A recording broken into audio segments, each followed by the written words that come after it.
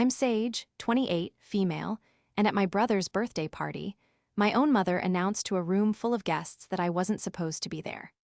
For years, I was the family's forgotten child, the quiet placeholder next to my golden child brother, Rowan. But that single, public humiliation was the spark that finally ignited a fire I'd been suppressing for years, leading me to reveal a secret that would either set me free or burn what was left of my family to the ground. My earliest memories are tinged with a sense of being on the outside looking in.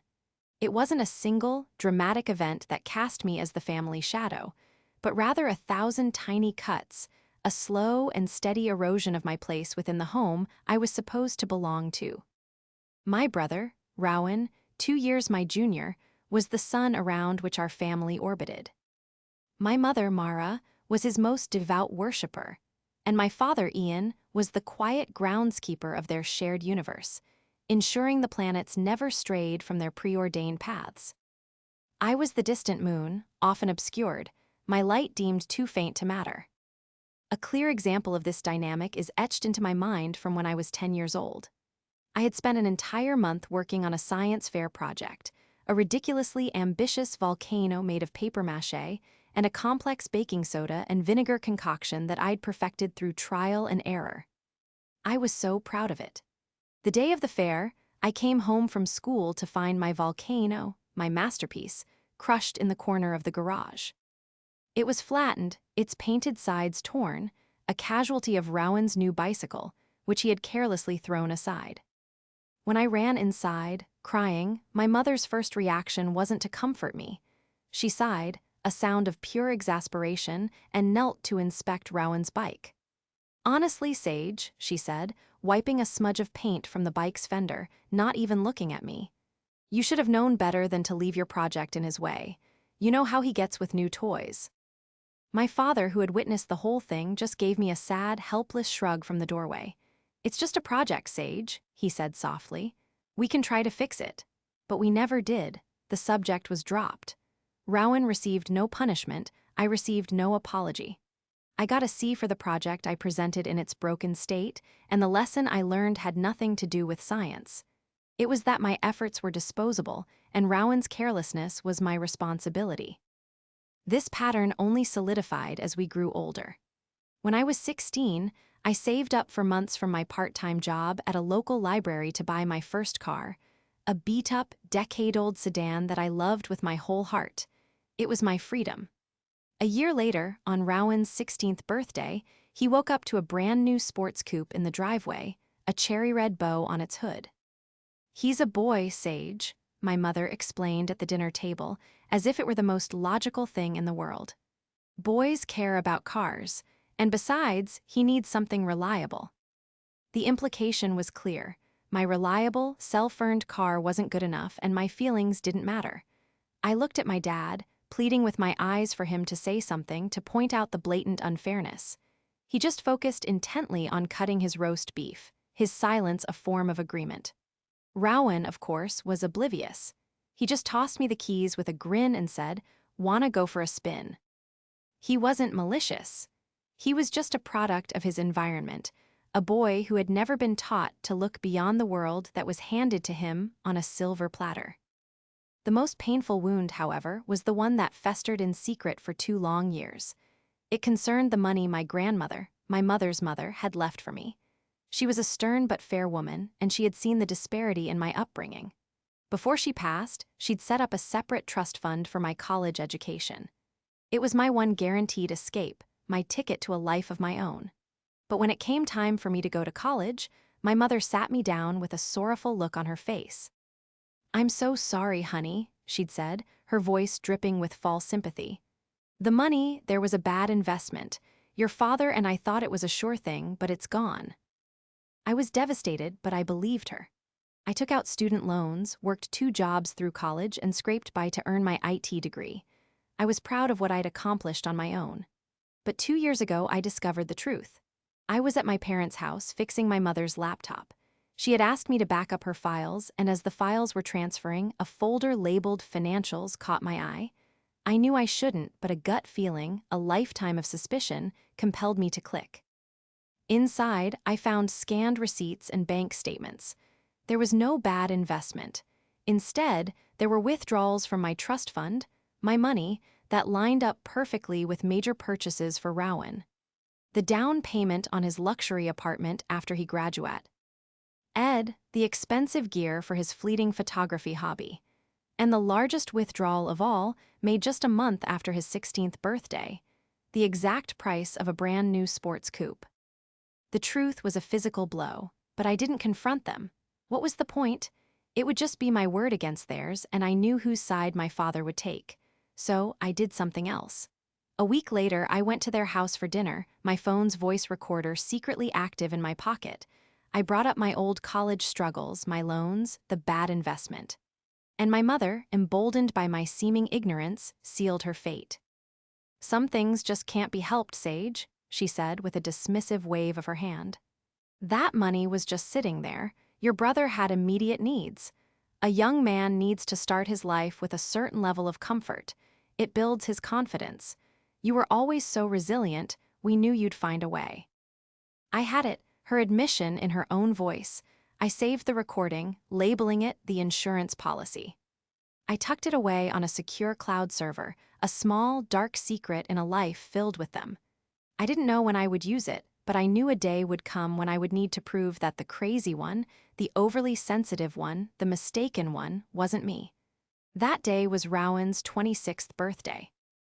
The week leading up to Rowan's birthday was a masterclass in passive-aggressive family communication. It started not with an invitation, but with a text from my mother. "Don't forget Rowan's party is this Saturday at 7. Your aunts and uncles will be asking where you are."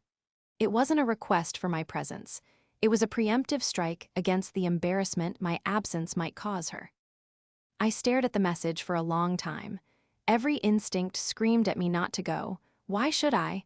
Why should I willingly walk into the lion's den and offer myself up for another round of subtle digs and overt comparisons? I could just be sick. I could be busy with work. The excuses were easy, plentiful, and entirely justified.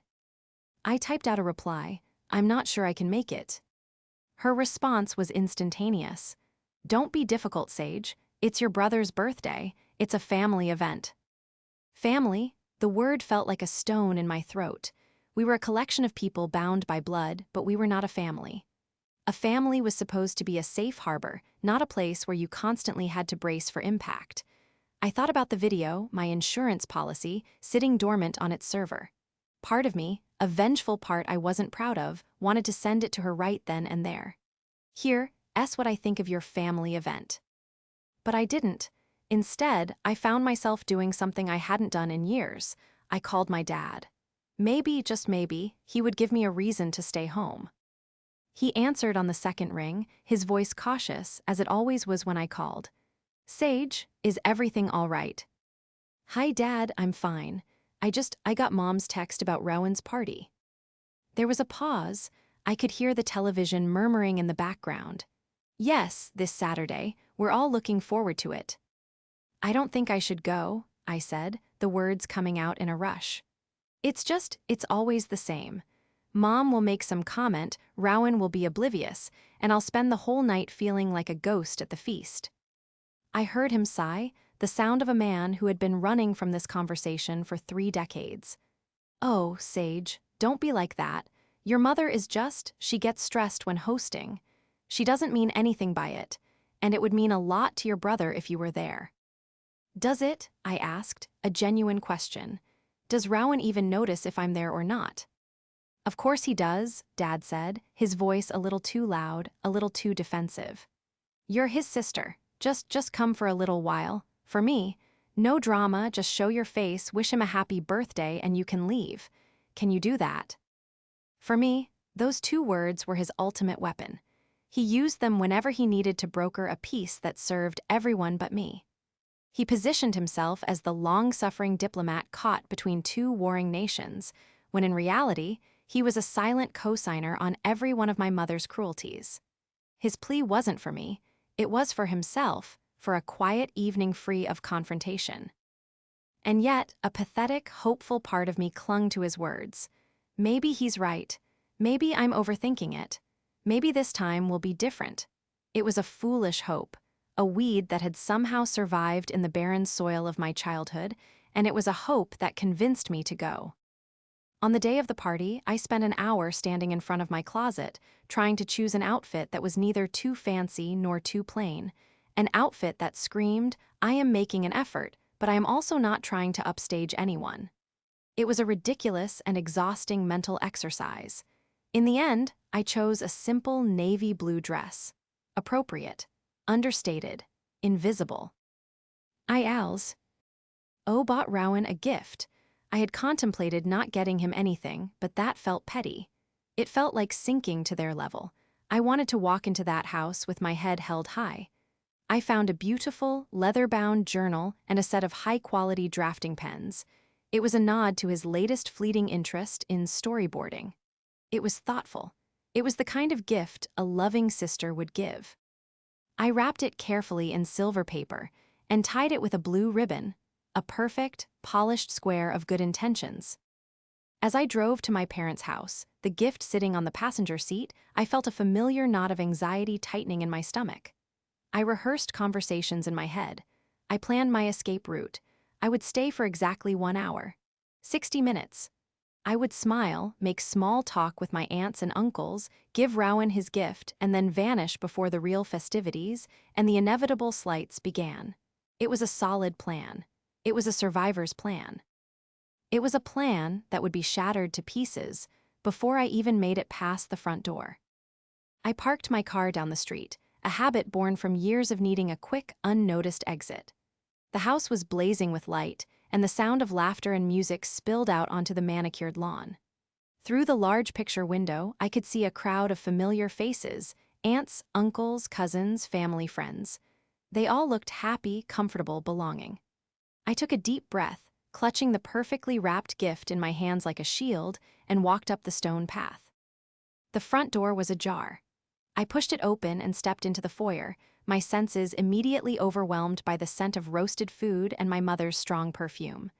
The noise level was high, a cheerful cacophony of conversation and clinking glasses. For a moment, no one noticed me.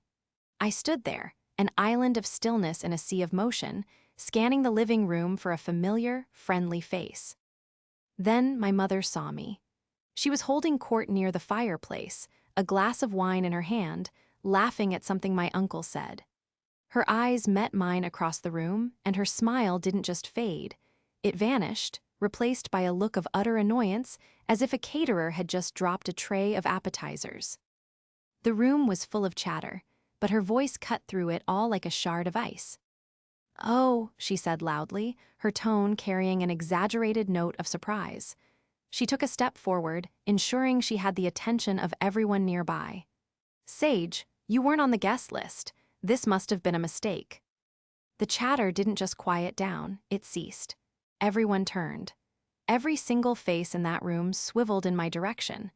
In that instant, I was no longer an invisible ghost. I was a specimen pinned to a board, illuminated by a spotlight of pure malice. I could feel the heat rising in my cheeks, a tide of humiliation so powerful it threatened to drown me. I looked at their faces. My Aunt Carol looked mortified, her hand flying to her mouth. My Uncle Ben just stared, confused. My cousins looked down at their feet, suddenly fascinated by the Persian rug. And my father stood near the kitchen doorway, holding a platter of cheese and crackers, his expression one of pained resignation. He met my eyes for a fraction of a second, then looked away, his silence the most deafening sound in the room. He did nothing. He said nothing. He just stood there and let it happen. My mind went blank. The carefully rehearsed greetings, the 60-minute plan, it all evaporated. There were no words. What could I possibly say? "Yes, I was on the guest list. You texted me yourself." Arguing would only make me look hysterical, feeding into the narrative she had so expertly crafted. To protest was to lose. So I stood there in the crushing silence, the silver gift in my hands suddenly feeling as heavy as a block of lead. My mother's eyes were cold, triumphant. She had done it. She had finally, unequivocally, cast me out in front of the very people whose opinions she cherished most. I saw Rowan then, emerging from the hallway, a beer in his hand, a goofy party hat on his head.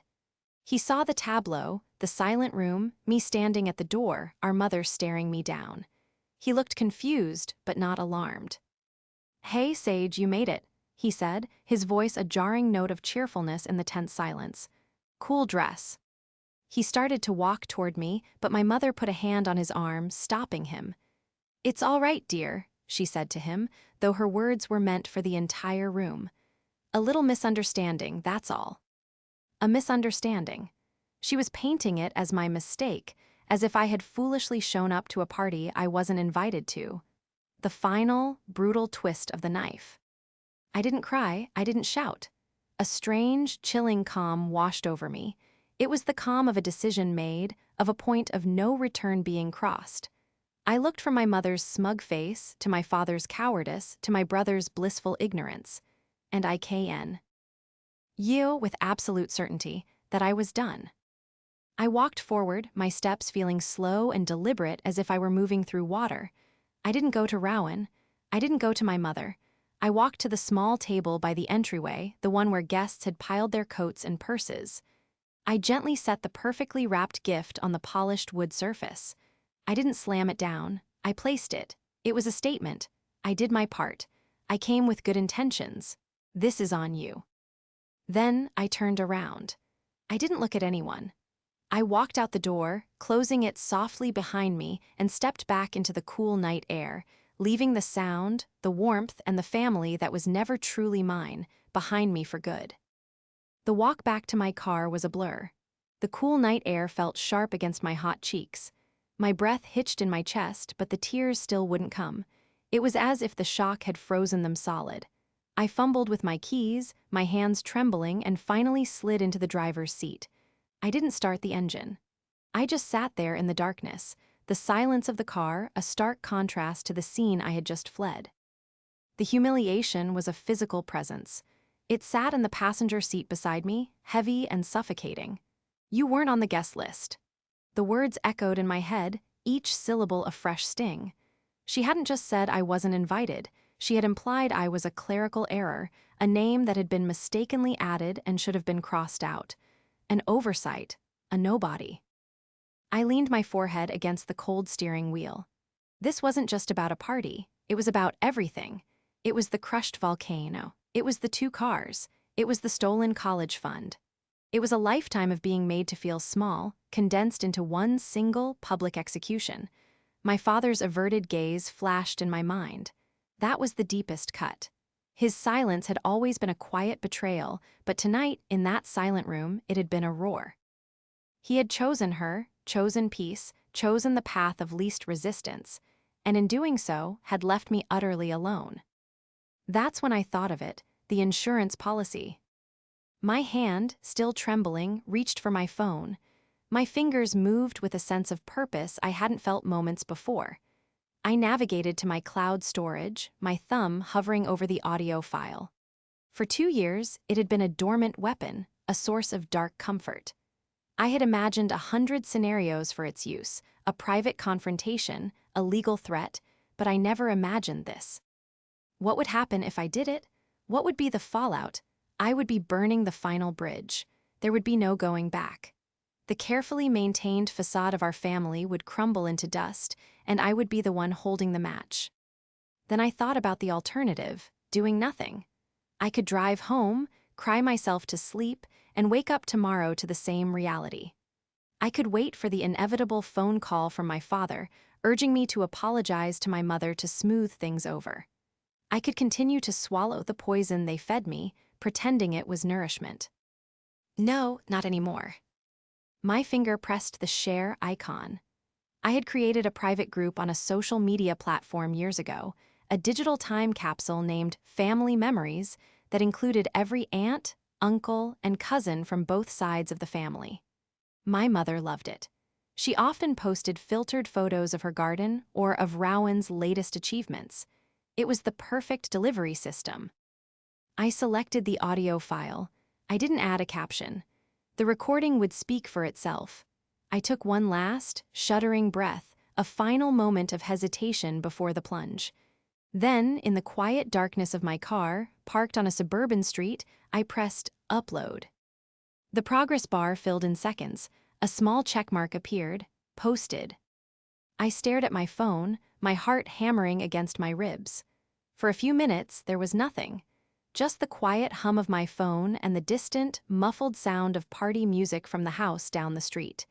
It was the eerie calm before a storm. I felt a strange sense of detachment, as if I were watching a movie. Then it happened. The first notification was a simple like from my Aunt Carol, the one who had looked horrified. Then a wow reaction from a cousin. Then a comment popped up, "Is this real?" And then my phone exploded. It wasn't a figure of speech. It began to vibrate and light up with such intensity that it rattled against the center console. A flood of notifications, messages, comments. The screen was a chaotic waterfall of text. And then, the first call. Mom. I stared at her name on the screen. I rejected the call. She called back immediately. I rejected it again, and again, and again. Each time her name flashed, a wave of panic and vindication washed over me. She called 9 times in a row, each rejected call a small, satisfying victory against a lifetime of being silenced.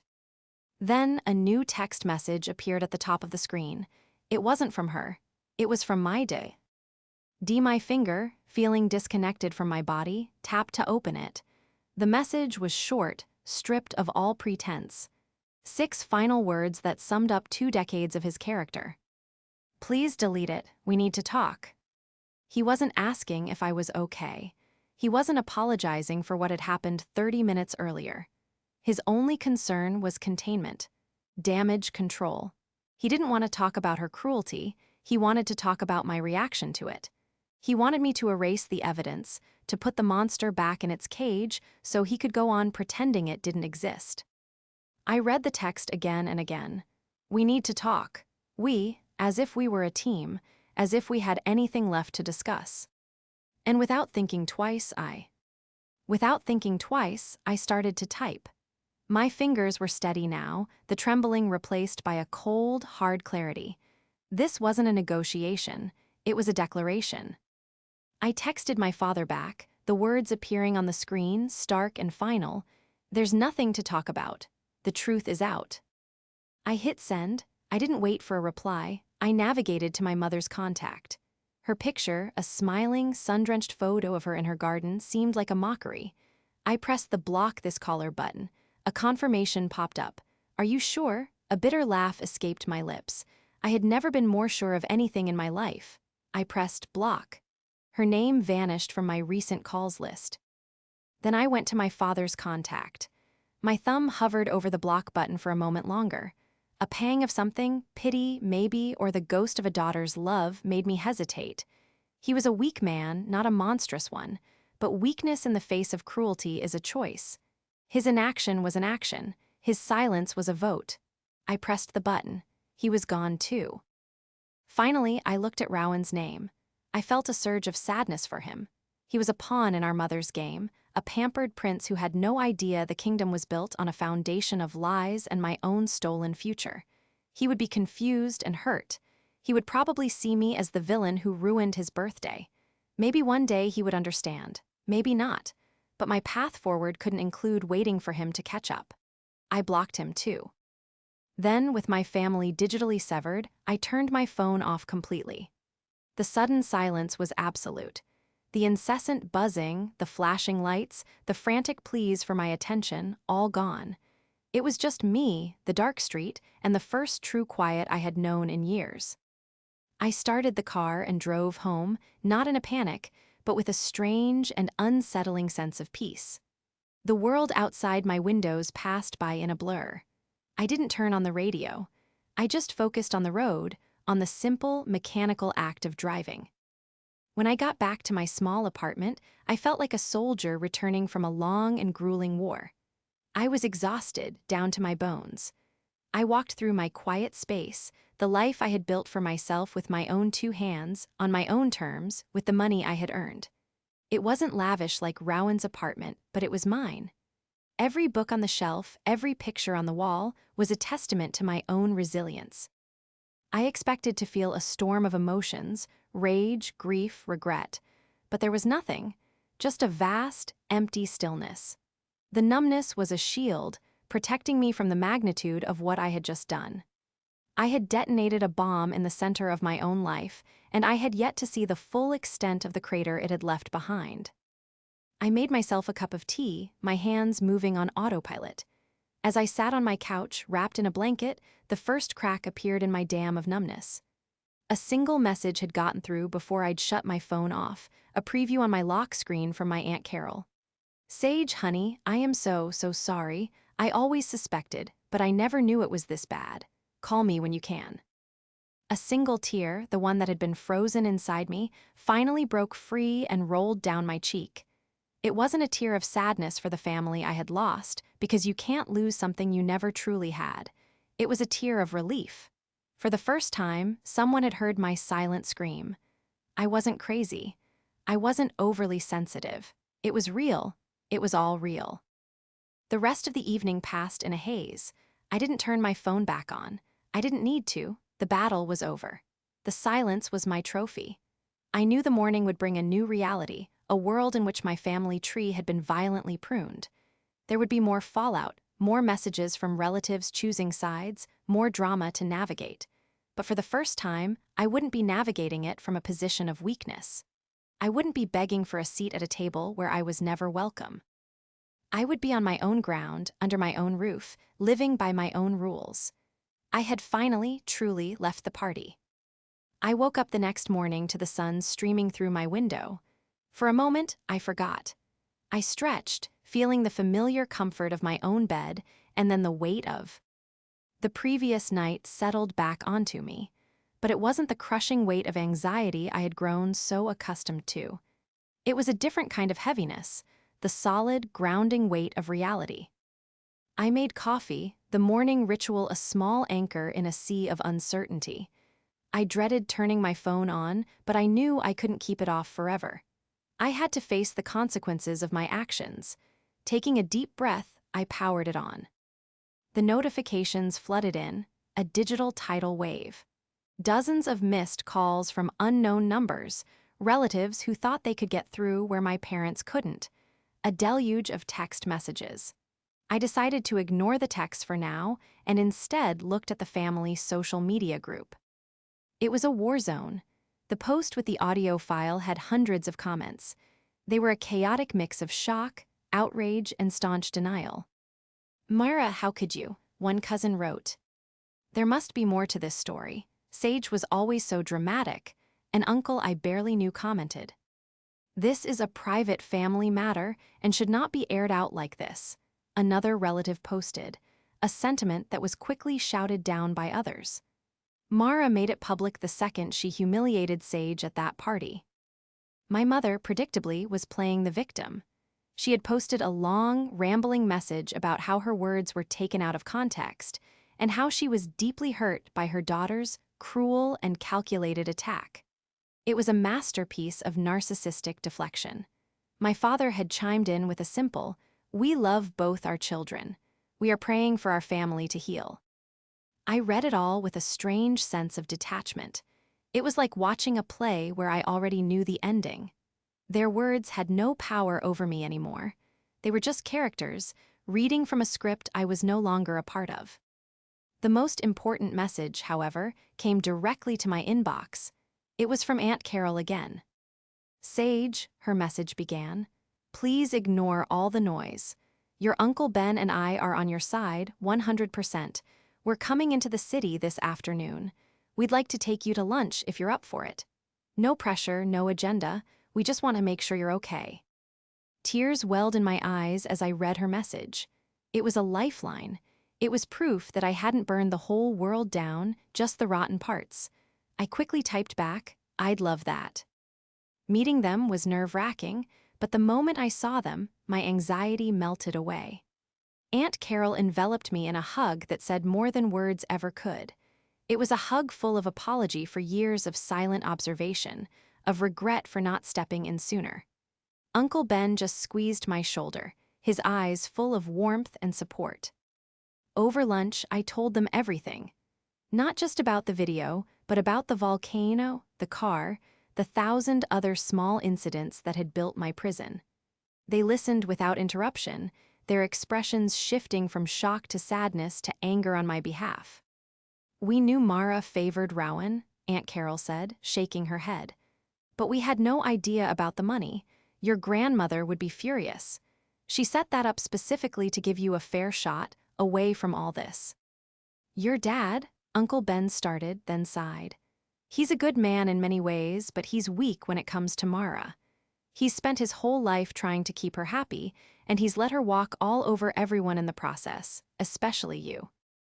Their validation was like water on parched earth. It was everything I had needed to hear. For the first time, I felt truly seen. This was family, not the twisted, conditional thing I had grown up with, but this: quiet support, unconditional love, and the simple act of showing up.